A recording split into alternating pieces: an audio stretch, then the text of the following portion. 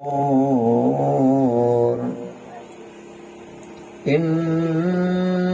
الشيطان لكم عدو فاتخذوه عدوا إنما يدعو حزبه ليكونوا من أصحاب السعير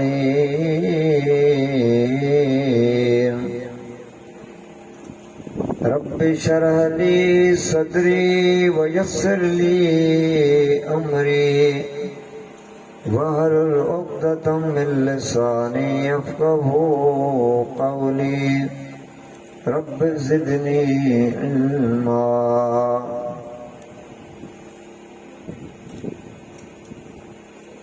तमाम तारीफ़ूं अल्लाह रब्बुल आलमीन जी ज़ात जे लाइ। अणगणिया दुरूद व सलाम इमामुल अंबिया ख़ातमुन नबिय्यीन मुहम्मद रसूलुल्लाह सल्लल्लाहु अलैहि वसल्लम उन जे आल जे मथां। अल्लाह रब्बुल आलमीन असां जमी इंसान सां मुख़ातिब आहे।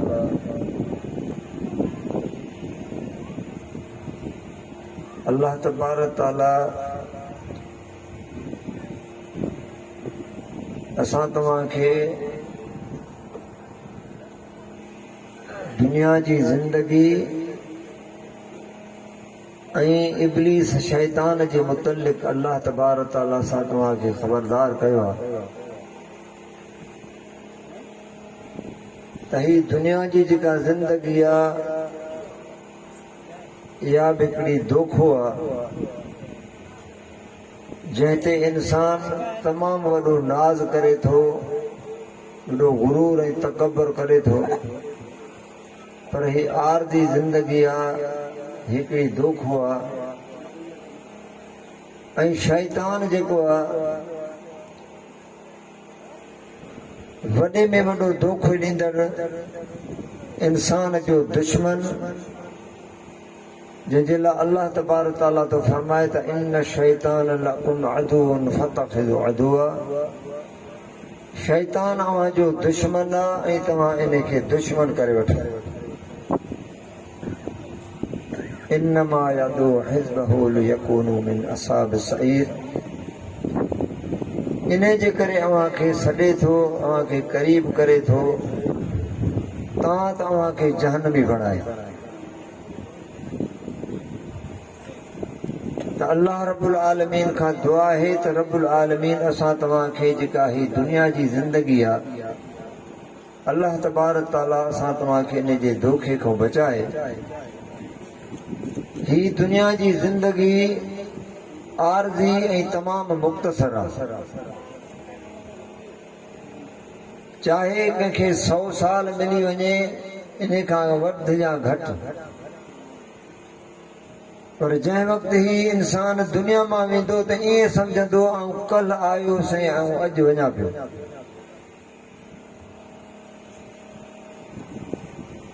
आहे मुख़्तसर पर आहे क़ीमती। आख़िरत जो जेको दारो मदार आहे उहो हिन ज़िंदगी ते आहे। इन जे करे रसूलुल्लाह सल्लल्लाहु अलैहि वसल्लम हिन दुनिया जी ज़िंदगी खे आख़िरत जो फसल चयो आहे, खेती चयो आहे।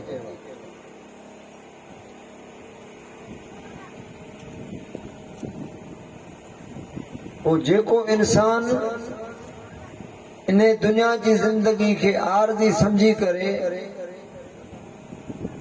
ऐं अल्लाह तबारक ताला जे हुक्म जे मुताबिक़ इन खे ज़िंदगी खे बसर कंदो त इहो इंसान धोखे दुनिया जे धोखे खां बची वेंदो। वरना हिन दुनिया जी ज़िंदगी खे तरजीह ॾिनई, आख़िरत खे भुलाए छॾियईं त अल्लाह तबारक ताला तो फरमाए त पोइ उन्हनि जो ठिकाणो जहन्नम आहे।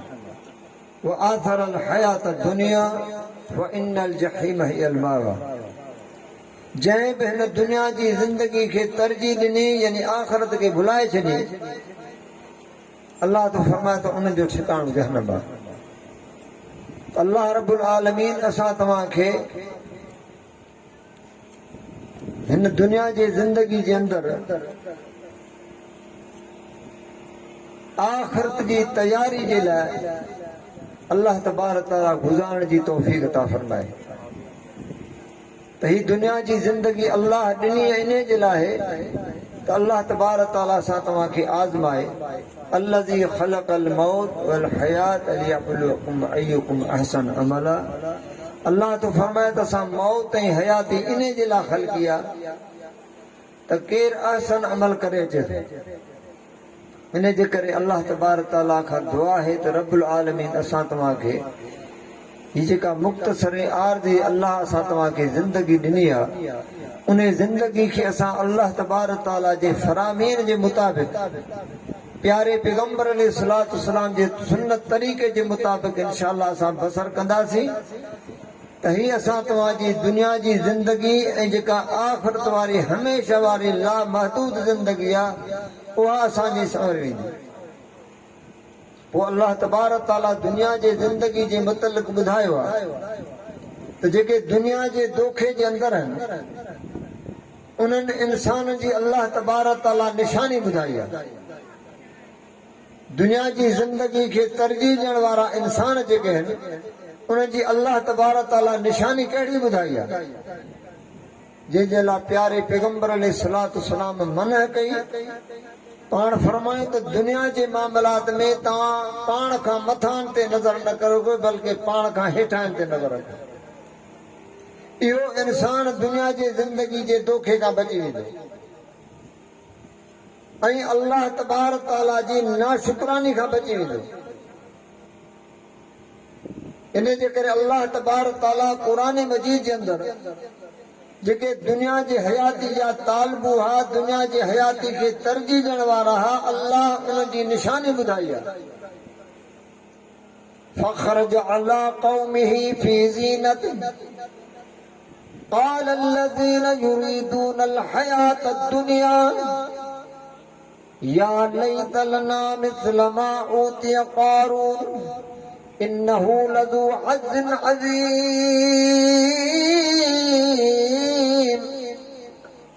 जॾहिं कारून पंहिंजी क़ौम जे साम्हूं सादो सामान सां गॾे रोब ऐं दबदबे सां गुज़रियो। जेके दुनिया जे हयाती जा तालबू इंसान हा उहे कारून खे ॾिसी करे चवण लॻा त काश अल्लाह असांखे बि कारून जहिड़ो करे हा। इन्नहू लज़ू हज़्ज़िन अज़ीम। ही तमाम अज़ीम ऐं आला शख्सियत ये इंसान हा दुनिया जे हयाती जा तालबू इंसान हा जिन दुनियादार कारून खे ॾिसी करे हसरत करण लॻा काश अल्लाह असांखे कारून जहिड़ो करे।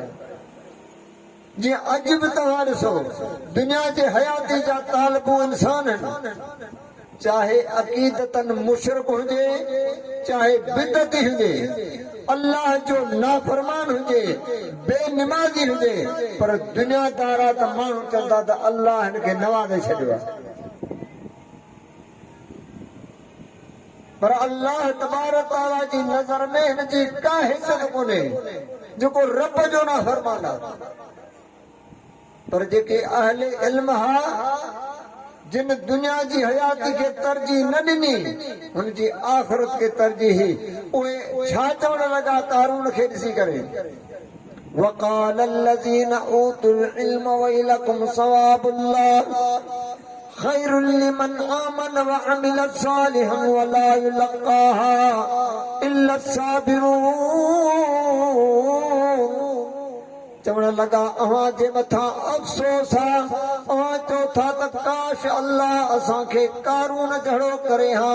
ही तमामु अज़ीम ऐं आला शख़्सियत आहे बल्कि अल्लाह वटि त भलो आहे जे वटि ईमान ऐं अमल भला आहिनि। रब्बुल आलमीन वटि नाफरमान दुनियादार अल्लाह वटि इज़त वारो कोन्हे। अल्लाह वटि जेकॾहिं भलो आहे त जंहिंजो ईमान भलो आहे जंहिं वटि अमल भला आहे। इन जे करे मुंहिंजा मोहतरम भाइरो दोस्तो ही दुनिया जी हिकिड़ी आरज़ी ज़िंदगी आहे।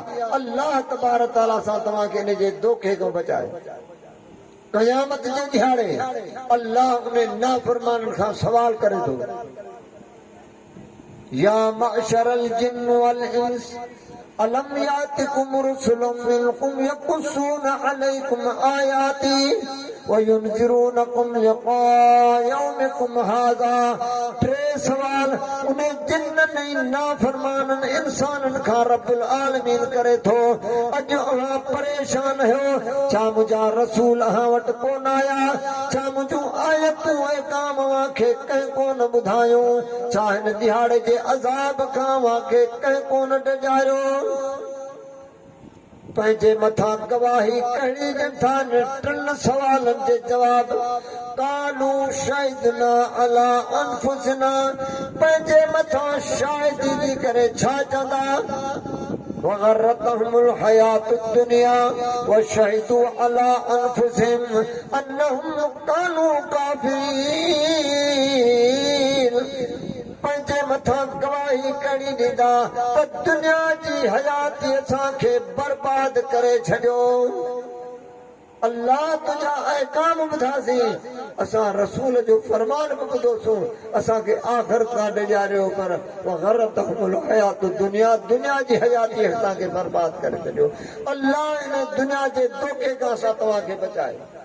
इन जे करे अल्लाह तबारक ताला हिन दुनिया जी हयाती जो मिसाल छा सां ॾिनई?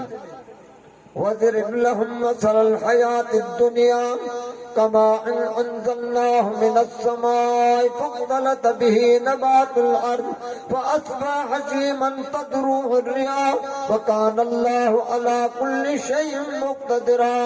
अल माल वल बनून ज़ीनतुल हयातिद दुनिया वल बाक़ियातुस सालिहातु खैरुन इंद रब्बिक सवाबन व खैरुन अमला। अल्लाह फरमाए त तुंहिंजे दुनिया जी हयाती जो त मिसाल ही आहे। जीअं असां आसमान खां पाणी वसायूं था पोइ उन मां तोखे हर जॻह ते तोखे गुलज़ार ऐं सावक नज़र ईंदी, पर कुझु अर्से खां बाद तोखे सुकल कख नज़र ईंदा। पहाड़नि में पोइ इन थर जे इलाइक़नि में भिटुनि में जंहिं वक़्तु बरसाति पवंदी आहे उते गुलज़ार ऐं सावक नज़र ईंदी आहे, पर हींअर तव्हां वञो त अव्हां खे सुकल कख नज़र ईंदा। उन कखनि जी हैसियत अल्लाह छा थो ॿुधाए त कॾहिं हवा उन्हनि खे हेॾां उॾारे थी, कॾहिं हेॾां उॾारे। अल्लाह तो फरमाए ऐं इंसान जंहिं दुनिया जी हयाती ते तूं नाज़ करी थो, तुंहिंजे दुनिया जी ज़िंदगी जो मिसाल इहे आहे। कल सावक ऐं गुलज़ार ही, अॼु सुकल कख पिया। अॼु तूं अमड़ जे पेट मां पैदा थियो ही, तुंहिंजे मथां जवानी तवंगरी आई आहे, पर हिकिड़ो वक़्तु ईंदो जो तुंहिंजो जनाज़ो लाश पियो हूंदो। कल तुंहिंजी हैसियत छा आहे ऐं अॼु तुंहिंजी हैसियत छा आहे? इन जे करे अल्लाह हिन दुनिया जी असांखे ज़िंदगी जो मिसाल ॾिए थो त दुनिया जी ज़िंदगी जो मिसाल इहो आहे जंहिं ते अॼु असां तव्हां नाज़ ऐं फ़ख्रु कयूं था।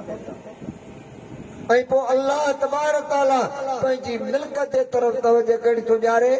अल माल वल बनून ज़ीनतुल हयातिद दुनिया। रब फरमाए त माल ऐं औलाद सिर्फ़ अखियुनि जी ज़ीनत आहे। वल बाक़ियातु सालिहातु खैरुन इंद रब्बिक सवाबन व खैरुन अमला। बल्कि तोसां त वफ़ा करण वारा तुंहिंजा हे सालिह अमाल जिन ते अॼु असांजी तवजो न आहे। राति ॾींहुं जेकर असांजी कोशिशि आहे त माल ऐं औलाद ते कोशिशि आहे, जेकर न आहे कोशिशि त नेक सालिह अमाल ते तवजो कोन्हे। निमाज़ पढ़ण लाइ टाइम कोन्हे, क़ुर जी तिलावत करण जे लाइ टाइम कोन्हे, ज़िक्र अज़कार करण जे लाइ टाइम कोन्हे। राति ऐं ॾींहुं जेकर असांजी गुज़रे थी सर्दी ऐं गर्मी, असांखे औलाद जी फिक्र आहे, माल जी फिक्र आहे। अल्लाह रब्बुल आलमीन असां तव्हांखे मुंहिंजा प्यारा भाइरो दोस्तो जेकॾहिं आख़िरत असांखे फिक्र ॾिनी, पंहिंजे माल ते रब्बुल आलमीन असां ते तवजो ॾियारी त इनशा अल्लाह नज़ीर दुनिया बि असांजी बहितर थी वेंदी, आख़िरत बहितर थी वेंदी। नबी अलैहिस्सलातु वस्सलाम सहाबा खां हिकिड़े ॾींहुं सवाल कयो, पाण फरमायूं अवां मां को अहिड़ो आहे जेको पंहिंजे माल खां वारसनि जे माल खे पसंदि कंदो हुजे? साहबा जवाब ॾिनो, अल्लाह जा रसूल सल्लल्लाहु अलैहि वसल्लम सभु कंहिंखे पहिरियां पंहिंजो माल पसंदि आहे, पोइ वारसनि जो। पाण फरमायूं जेको तव्हां ज़िंदगी जे अंदरि अल्लाह जी राह में ॾिनो इहो माल आहे अव्हां जो, जेको अव्हां पोइ ते छॾे वियो अव्हां जो कोन्हे, बल्कि इहो वारसनि जो माल आहे। पोची पाण फरमायो अवां जो अमल जो तो ॿुधाए अवां खे वारसनि जी मिल्कत ते वधीक तवजा ऐं पंहिंजी मिल्कत ते तवजा अवां जी घटि आहे। तव्हां असां गौर करे ॾिसूं इन ज़कात ते सदक़ात ते ख़ैरात ते अल्लाह जी राह में ॾियण ते असांजे केतिरी कोशिश आहे ऐं पोइ माल लाइ केतिरी कोशिश आहे। इन जे करे अल्लाह तबारक ताला असां तव्हांखे इन दुनिया जे दोखे खां बचाए रब्बुल आलमीन असां तव्हांखे दुनिया जी हिकु जेका ज़िंदगी ॾिनी आहे इहा आज़माइश ऐं इम्तिहान अल्लाह तबारक ताला जो हिकु कानून आहे। आसिफन्नास अन युतरकू अन यक़ूलू आमन्ना ऐं इंसान इहो सम्झो आहे त मूं ईमान आंदो मां एतिरे चवण ते छुटी वेंदुसि वहम ला युफ्तनून छा तुंहिंजो आज़माइश ऐं इम्तिहान कोन थींदो यानी असीं राति ॾींहुं इन आज़माइश ऐं इम्तिहान मां गुज़री रहिया। वलक़द फ़तन्ना الذين من قبلهم فليعلمن الله الذين صدقوا وليعلمن الكاذبين तोखां पहिरियां जेतिरा बि हिन काइनात में आया असां सभिनी जो इम्तिहान ऐं आज़माइश रखीसूं। असां सचनि ऐं कूड़नि खे अल्लाह तो फरमाए त जुदा कंदासीं। अल्लाह ही आज़माइश लाइ असां तव्हांखे ज़िंदगी ॾिनी आहे दुनिया जी। मुंहिंजा दोस्तो अल्लाह असांखे परखे थो त कहिड़ो मुंहिंजो सचो माण्हू आहे जेको मुंहिंजे फरामीन ते ज़िंदगी गुज़ारे थो, कहिड़ो आहे जेको मुंहिंजी नाफ़रमानी करे थो। इन जे करे अल्लाह तबारक ताला असां तव्हांखे दुनिया जी हिन ज़िंदगी जे मुतलिक़ अल्लाह ख़बरदार कयो आहे। ऐं ॿियो असां तव्हांजो वॾे में वॾो दुश्मन इब्लीस शैतान आहे जंहिंजी पहिरें ॾींहं खां वठी हिन इंसान सां अदावत ऐं दुश्मनी आहे। अल्लाह तबारक ताला जंहिं वक़्तु आदम अलैहिस्सलाम खे पैदा कई पोइ रब्बुल आलमीन सजदे जो हुकुम कई त आदम खे सजदो कयो। सभई जा सभु सजदे में किरी पिया सवाइ इब्लीस जे। छो त इब्लीस आसमाननि में मलाइकनि सां गॾु रहे पियो। हज़ार साल जी बंदगी करे अल्लाह तबारक ताला उनखे एतिरी इज़त ऐं मर्तबो ॾिने जो आसमाननि में मलाइकनि सां गॾु रहे पियो। पोइ जंहिं रब सजदे जो हुकुम कई सभु सजदे में किरी पिया, इब्लीस बीठो आहे। अल्लाह सवाल कईसि अल्लाह तस्जुद इज़ अमरतुक ऐं इब्लीस मूं अल्लाह तोखे अमर ऐं हुकुम कयो मूं रब जे हुकुम जे आॾो तोखे कहिड़ी शइ मना कई। हिन इंसान जी अदावत में इब्लीस छा चई قال انا خير من خلقتني من نار وخلقته من طين चई त आऊं हिन खां बहितर आहियां जो मां बाहि जी पैदाश ऐं मिटीअ जी पैदाश। अल्लाह रब्बुल आलमीन ये अल्फाज इब्लीस जा ॿुधी करे रब्बुल आलमीन जवाब छा ॾिनी قال فاهبط منها فما يكون لك أن تتكبر فيها فاخرج إنك من الصاغرين। रब्बुल आलमीन फरमाए तू मुझे आसमाननि मां निकिरी वञ छाजे करे त तूं तकबर कंदड़ आहीं। प्यारे पैगंबर अलैहिस्सलाम का सहाबी पूछे तो अल्लाह जा रसूल सल्लल्लाहु अलैहि वसल्लम मां भला कपड़ा पाईंदो आहियां, मां भली नठ खणंदो आहियां, भली जुती पाईंदो आहियां, आयो तकबर त कोन्हे। पाण फरमायूं न अल्लाह ख़ूबसूरत आहे ऐं रब ख़ूबसूरती खे पसंदि करे। तकबर उहो आहे जो हक़ अचे इनकार करे, हक़ जे आॾो इनकार करे ऐं माण्हुनि खे पंहिंजे पाण खां घटि ऐं हक़ीर सम्झे। इहा मुतकबर जी निशानी आहे जेका इब्लीस जे अंदरि सभ खां पहिरियां अल्लाह तबारक ताला जो हुकुम आयो, इब्लीस इनकार कयो ऐं आदम अलैहिस्सलाम जे लाइ छा चई त ही मिटी जी पैदाश आहे, मूंखां घटि आहे ऐं मां बाहि जी पैदाश आहे, मां हिन खां बहितर आहियां। अल्लाह लानत जो तौक़ विझी करे आसमान मां करे तड़े पोइ अल्लाह तबारक ताला खे अर्ज़ कई قال انظرني الى يوم يبعثون मुझा अल्लाह मूंखे क़यामत ते मोहलत ॾे। अल्लाह फरमाए قال انك من المنذرين वञ तोखे क़यामत ते मोहलत आहे। अल्लाह इहा इब्लीस जी दुआ क़बूल कई ऐं इब्लीस अल्लाह रब्बुल आलमीन इनखे इहो मौक़ो ॾिनई, लेकिन मुतकब्बिर खे तौबा जी तौफ़ीक़ नसीब न थींदी आहे। मुतकब्बिर खे तौबा जी तौफ़ीक़ नसीब न थी आहे। अल्लाह मोहलत ॾिनईसि, पोइ इब्लीस अल्फाज़ छा चई? قال فبما أغويتني لأقعدن لهم صراطك المستقيم। मुंहिंजा अल्लाह मां बि तुंहिंजी सिरात मुस्तक़ीम ते वेही करे हिननि खे गुमराह करण जी कोशिश कंदुमि। ثم لآتينهم من بين أيديهم ومن خلفهم وعن أيمانهم وعن شمائلهم ولا تجد أكثرهم شاكرين। मुंहिंजा अल्लाह मां हिननि खे गुमराह करण जे लाइ हिननि जे अॻियां खां ईंदुसि, हिननि जे पोयां खां, हिननि जे खॿे, हिननि जे साॼे, चइनी पासनि खां मां हिन खे गुमराह करण जी कोशिश कंदुसि। ऐं अक्सर तूं पंहिंजा शाकिरीन बाना न ॾिसंदे। ज़मीन तुंहिंजीअ ते, हवा पाणी नेमतूं तुंहिंजियूं, ऐं यानी फरमान बरदारी मुंहिंजी कंदा। अॼु आहे कोन्हे एहसान कंहिंजा, थोरा कंहिंजा, फरमान बरदारी कंहिंजी। पोइ रब्बुल आलमीन फ़ैसिलो छा ॾिनई? क़ाल अख़्रुज मिन्हा मज़मूमन मदहूरा लमन तबिअक मिनहुम लअमलअन जहन्नम मिनकुम अजमईन। अल्लाह फरमाए त पोइ जंहिं बि तुंहिंजी ताबेदारी कई मां तोसां गॾु जहन्नम में हणंदोसांसि। अल्लाह रब्बुल आलमीन असां तव्हांखे मुंहिंजा दोस्तो इब्लीस जी जेका इंसान जे लाइ अदावत ऐं दुश्मनी आहे, हू राति ॾींहुं असां तव्हांखे गुमराह करण जी कोशिश में आहे, लेकिन असां ग़फ़लत में आहियूं। असां वरी बि अल्लाह जे उन दुश्मन जी जंहिंजे लाइ अल्लाह छा फरमाई? इन शैतान लकुम अदुवन फतखिज़ू अदुवा। ही शैतान अव्हां जो दुश्मन आहे ऐं अव्हां इन खे दुश्मन करे वठो। असां हुन सां रखी दोस्ती। अल्लाह चए अव्हां जो दुश्मन ऐं असांजो दोस्त। पोइ ॿुधाए त कामयाब थींदासीं? इब्लीस जे दाव इन जे दुश्मनी खां केरु बची सघे थो? उहो ई बची सघे थो जंहिंजे दिलि में अल्लाह जी यादि हूंदी, रब जो ज़िक्र हूंदो।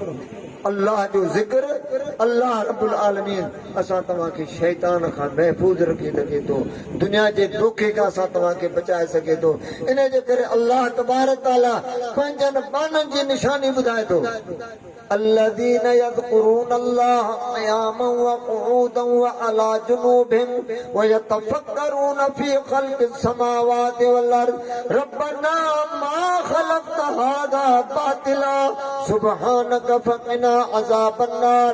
रब العالمین तो फरमाए त मूं रब जा बाना बीठे बि मूं अल्लाह जो ज़िक्र कनि था, वेठे बि मूं अल्लाह जो ज़िक्र कनि था, पर जॾहिं पंहिंजनि यानी बिस्तरनि ते लेटनि था पोइ रब तो फरमाए त मूं अल्लाह जो ज़िक्र कनि था। इहो ई इंसान शैतान खां महफ़ूज़ रही सघे थो, जंहिंजे लाइ प्यारे पैगंबर अलैहिस्सलाम कलमात ॿुधाया। ला इलाहा इल्लल्लाह वहदहू ला शरीक लहू लहुल मुल्क व लहुल हम्द व हुवा अला कुल्लि शैइन क़दीर। पाण फरमाए त जेको सुबुह जो ही कलमात चवे थो, शाम ताईं अल्लाह उनखे शैतान खां महफ़ूज़ रखे थो। शाम जो पढ़े तो सुबुह ते अल्लाह उनखे शैतान खां महफ़ूज़ रखे थो। पर ही इंसान जंहिं वक़्तु अल्लाह जी यादि खां, रब जे ज़िक्र खां गाफ़िल थिए थो, अल्लाह रब्बुल आलमीन तो फरमाए त पोइ उनजो असां शैतान दोस्त करे छॾींदा आहियूं। छा कंदा आहियूं? वमन यअश अन ज़िक्रिर रहमान नुक़य्यिद लहू शैतानन फहुव लहू क़रीन व इन्नहुम लयसुद्दूनहुम अनिस सबील व यहसबून अन्नहुम मुहतदून हत्ता इज़ा जाअना क़ाल या लैत बैनी व बैनक बुअदल मशरिक़ैन फबिइसल क़रीन वलन यनफअकुमुल यौम इज़ ज़लमतुम अन्नकुम फिल अज़ाब मुश्तरिकून। अल्लाह फरमाए त जॾहिं इंसान असांजे ज़िक्र खां, असांजी यादि खां गाफ़िल हूंदो आहे, अल्लाह तो फरमाए तुंहिंजो शैतान दोस्त ऐं साथी कंदा आहियूं। पो रब तो फरमाए जेको असांजे ज़िक्र खां गाफ़िल हूंदो आहे अल्लाह तो फरमाए त पोइ हुनजो शैतान साथी दोस्त पोइ शैतान कोशिशि कहिड़ी कंदो आहे सभ खां पहिरियां وَإِنَّهُمْ لَيَصُدُّونَهُمْ عَنِ السَّبِيلِ وَيَحْسَبُونَ أَنَّهُمْ مُهْتَدُونَ सभ खां पहिरियां शैतान छा कंदो आहे उन खां सिधी वाट छॾाए छॾींदो ऐं पाण खे सम्झंदो त मां हिदायत ऐं सिधी वाट ते आहियां इहो आहे शैतान जो दोस्त ऐं साथी उनखे सिरात मुस्तक़ीम पैगंबर जो तरीक़ो अल्लाह जी राह खे नज़र ई कोन्हे हूंदो रब जो नाफ़रमान हूंदो पैगंबर अलैहिस्सलाम जे सुन्नत जो नाफ़रमान पर लेकिन पंहिंजे पाण खे छा सम्झंदो वयहसबून अन्नहुम मुहतदून ॿुधायो जेके गैर अल्लाह जी पूॼा कनि था अल्लाह खे छॾे करे ओ कब्रनि वारनि खे था ॿाॾाइनि उन्हनि खां सिहत ऐं तंदुरुस्ती ऐं औलाद घुरनि मुश्किल जे वक़्तनि उन मोहताजनि खां घुरनि पर पंहिंजे पाण खे छा था फरमाइनि वयहसबून अन्नहुम मुहतदून चवंदा असां हिदायत पैगंबर अलैहिस्सलाम जी सुन्नत खे छॾे करे बिदत ते ज़िंदगी बसर कनि था पर छा सम्झनि था त वयहसबून अन्नहुम मुहतदून असां हिदायत आहियूं अल्लाह रब्बुल आलमीन तो फरमाए इहा शैतान जी चाल आहे जो इंसान खां उहा अल्लाह जी राह छॾाए छॾींदो ऐं पोइ हू पंहिंजे पाण खे सम्झंदो त मां हिदायत आहियां ऐं हौसलो कॾहिं ईंदुसि حتى إذا جاءنا قال يا ليت بيني وبينك بعد المشرقين فبئس القرين लेकिन अल्लाह रब्बुल आलमीन तो फरमाए त दुनिया जे अंदर यानी उनखे या सोच समझ न ईंदी बल्कि क़यामत जे ॾियारे इब्लीस खे ॾिसी करे छा चवंदो त तूं बुरो साथी आहीं तूं एतिरो त मूंखां परे हुजी जेतिरो मशरक़ ऐं मग़रिब जो फ़ासिलो आहे लेकिन रब जे तरफ़ां जवाब छा मिलंदो वलन यनफाकुमुल यौम अॼु इहा तोखे निदामत को फ़ाइदो कोन ॾींदी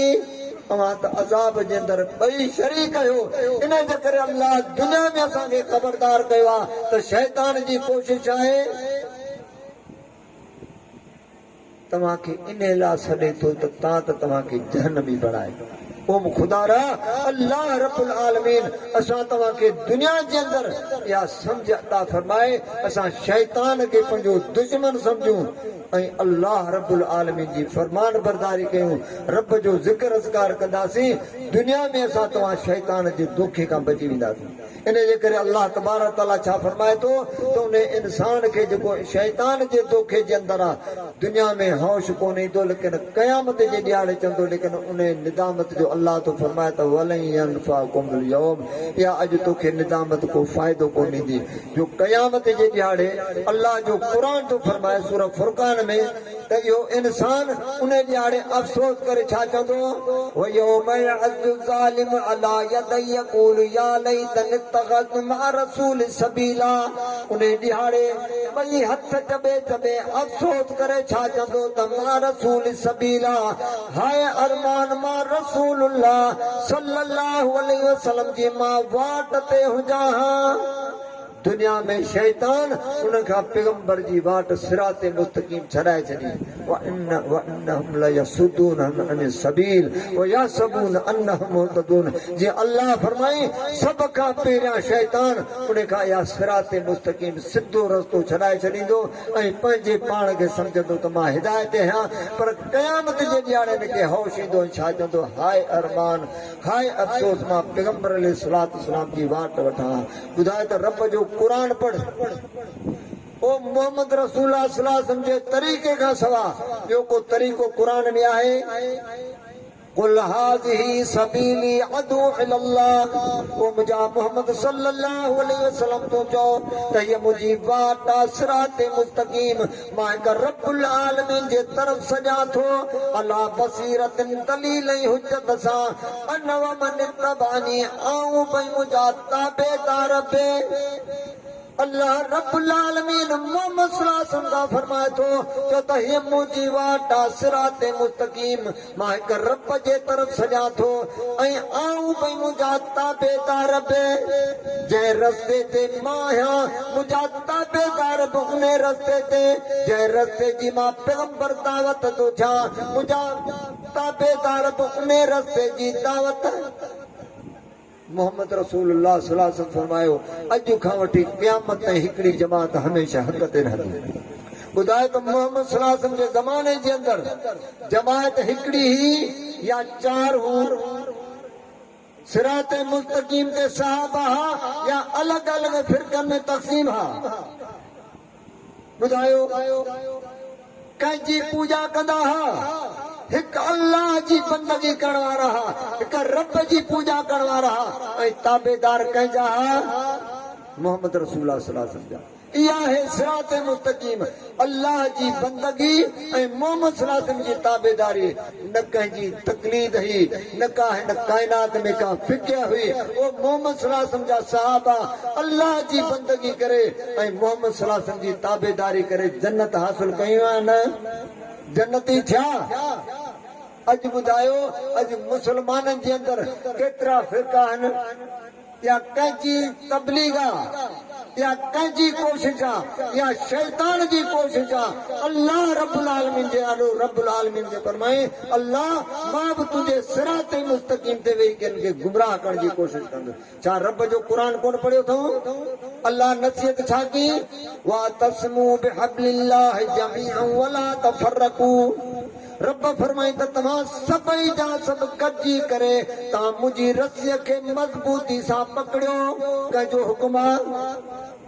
इन ते अमल कंहिंजो हो उहो मोहम्मद सल्लल्लाहु अलैहि वसल्लम जे सहाबा जो अमल हो कॾहिं बि उन्हनि में अक़ीदे जी का बि इख़्तिलाफ़ कोन हो सभई जा सभु हिकिड़े रस्ते ते हा क़ुर हदीस जा ताबेदार हा ऐं पोइ अल्लाह अॻिते छा फरमाई मिनल्लज़ीन फर्रक़ू दीनहुम व कानू शिअन कुल्लु हिज़्बिन बिमा लदैहिम फरिहून अल्लाह फरमाए त हिन दीन जे अंदरि माण्हू फ़िरका कंदा ऐं पोइ जेको जंहिं फ़िरके ते हूंदो ते मुतमईन हूंदो ख़ुशि हूंदो आहे कोन्हे हर हिकु फ़िरको अल्लाह जे दीन जे अंदरि को फ़िरका कोन्हनि अल्लाह जो क़ुर मोहम्मद सल्लल्लाहु अलैहि वसल्लम जे सुन्नत तरीक़ो हिकिड़ो ई रस्तो आहे सिराते मुस्तकीम इहो ई तरीक़ो आहे ही मुख़्तलिफ़ फ़िरकनि में गिरोहनि में ही उम्मत तक़सीम आहे कोन्हे ही रब पेरा निशान देखे या त मिनल्लज़ीन फर्रक़ू दीनहुम व कानू शिअन कुल्लु हिज़्बिन बिमा लदैहिम फरिहून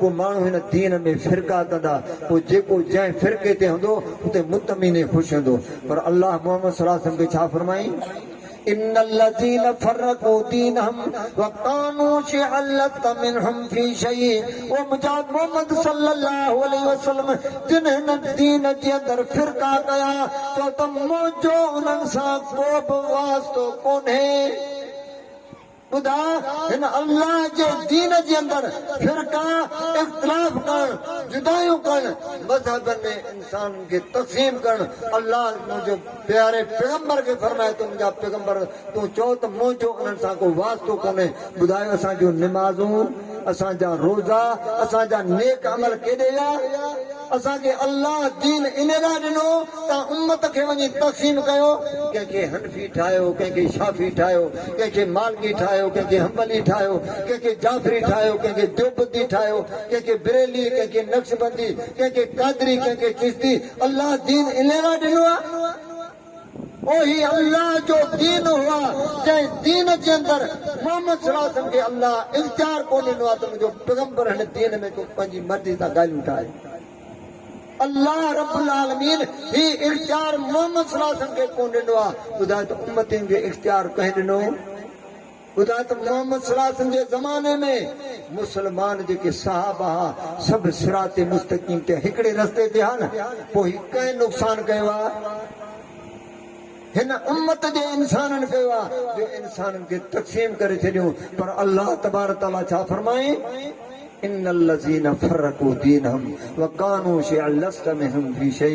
ओ मुंहिंजा मोहम्मद सल्लल्लाहु अलैहि वसल्लम हिन दीन जे अंदरि जिन फिरका कया उन्हनि खे तव्हां चओ त मुंहिंजो को वास्तो कोन्हे। ख़ुदारा अल्लाह रब्बुल आलमीन असां तव्हांखे सिरात मुस्तक़ीम जी सम्झ ॾे जंहिंजे लाइ राति ॾींहुं शैतान जी कोशिश आहे त इंसान खे सिरात मुस्तक़ीम को हटाए। लेकिन रब जो कुरान तो फरमाए जेके उन जे धोखे जे अंदर अची विया दुनिया में उन्हनि खे होश कोन ईंदो ऐं क़यामत जे ॾियारे छा चवंदा मा रसूल सबीला हाय अरमान मा रसूलुल्लाह सल्लल्लाहु अलैहि वसल्लम जी मां वाट ते हुजां या वैलता लैतनी लम अतखिज़ फुलानन खलीला। हाय अफसोस हाय अरमान मां फलाणे खे दोस्त न वठां। लेकिन रब्बुल आलमीन जे साम्हूं ते छा चवंदो लक़द ज़ल्लनी अन ज़िक्र बाद इज़ जानी व कान शैतान लिल इंसान खदूला। जदों मुंहिंजा अल्लाह दुनिया में त तुंहिंजी नसीहत आई पर शैतान मूंखे गुमराह कयो। अज पंहिंजे मथां गवाही ॾेई करे चए थो ओ मुंहिंजा अल्लाह तुंहिंजी नसीहत आई पर शैतान मूंखे गुमराह कयो। ॿुधाए रब जे तरफ़ां क़ुरान नसीहत आहे या न? पोइ रब मना कई न त तव्हां फिरका न थिजो। अल्लाह हुकुम कई त वअतसिमू बिहब्लिल्लाह जमीअन वला तफरक़ू। ओ ख़ुदारा ही अहल हदीस जी दावत खे सम्झो। असीं वहदानियत जी दावत ॾियूं था, सिरात मुस्तक़ीम जी दावत ॾियूं था। हिकु अल्लाह जा असीं पूजारी आहियूं, हिकु मुर्शिद मोहम्मद रसूलुल्लाह सल्लल्लाहु अलैहि वसल्लम ताबेदार आहियूं। क़ुरान हदीस असांजो अक़ीदो आहे ऐं असांजो इमाम ऐं क़ाइद मोहम्मद रसूलुल्लाह सल्लल्लाहु अलैहि वसल्लम। उम्मती इमाम उम्मत जो कोन थो सघे बल्कि उम्मत जो इमाम केरु आहे? मोहम्मद रसूलुल्लाह सल्लल्लाहु अलैहि वसल्लम। असीं इमाम अबू हनीफा रहमतुल्लाह अलैहि जी इज़त कयूं था, इमाम शाफी जी इज़त कयूं था, इमाम मालिक जी इज़त कयूं था, इमाम अहमद बिन हंबल रहमतुल्लाह अलैहि जी इज़त कयूं था, इमाम जाफर सादिक रहमतुल्लाह अलैहि जी इज़त कया। किरोड़ा अल्लाह हुन जे मथां रहमतूं करे। लेकिन असीं चऊं था जे उम्मत जा इमाम कोन्हनि, हदीस जे फन जा इमाम आहिनि, फिक़ह जा इमाम आहिनि। उम्मत जो इमाम मोहम्मद सल्लल्लाहु अलैहि वसल्लम, उम्मत जो इमाम मोहम्मद रसूलुल्लाह सल्लल्लाहु अलैहि वसल्लम जंहिंजे मुतलिक़ अल्लाह क़ब्र जे अंदरि क़यामत में असां तव्हां खां सुवाल कंदो। अल्लाह मूंखे अवां सभिनी खे मुंहिंजा दोस्त सम्झ अता फरमाए। इन जे करे अल्लाह तबारक तआला सां तव्हांखे ख़बरदार कयो आहे। उहो उन ॾियारे जेको इंसान अल्लाह जे प्यारे पैगंबर जे तरीक़े खां हटी करे उन ॾियारे पंहिंजे मथां गवाही ॾींदो त मोहम्मद रसूलुल्लाह सल्लल्लाहु अलैहि वसल्लम रब जो क़ुरान गवाह आहे। चवंदो त वकाल रसूल या रब इन क़ौम इत्तख़ज़ू हाज़ल क़ुरान महजूरा। ओ मुंहिंजा अल्लाह हिन मुंहिंजी क़ौम क़ुरान खे छॾे ॾिनो। ख़ुदारा क़ुरान पढ़ूं, इन क़ुरान मजीद ते गौर कयूं, उन जे मथां रब खां अमल जी तौफ़ीक़ तलब कयूं ऐं इन क़ुरान हदीस खे माण्हुनि ते पहुचायूं। वाइदो नसीहत तबलीग तमामु वॾो अजुर आहे, पर जेकॾहिं इन जे अंदरि असां तमामु मिलावट कई ऐं अल्लाह जे दीन जे अंदरि जेकॾहिं असां तव्हां का शिरको बिदत तक़सीम कयो त अल्लाह रहम अता फरमाए। जेतिरो हुन जो अजुरात हुन जी पकड़ उन खां वधीक आहे। अल्लाह तबारक तआला खां दुआ आहे त रब्बुल आलमीन मूंखे अवां सभिनी खे इन दुनिया जे धोखे खां बचाए। अल्लाह तबारक तआला इब्लीस शर असांखे दुश्मन खां रब्बुल आलमीन असांखे बचाए ऐं रब्बुल आलमीन मूंखे अवां सभिनी खे सिरात मुस्तक़ीम ते हलण जी रब्बुल आलमीन तौफ़ीक़ अता फरमाए। व आख़िर दावाना अल्हम्दुलिल्लाह रब्बिल आलमीन।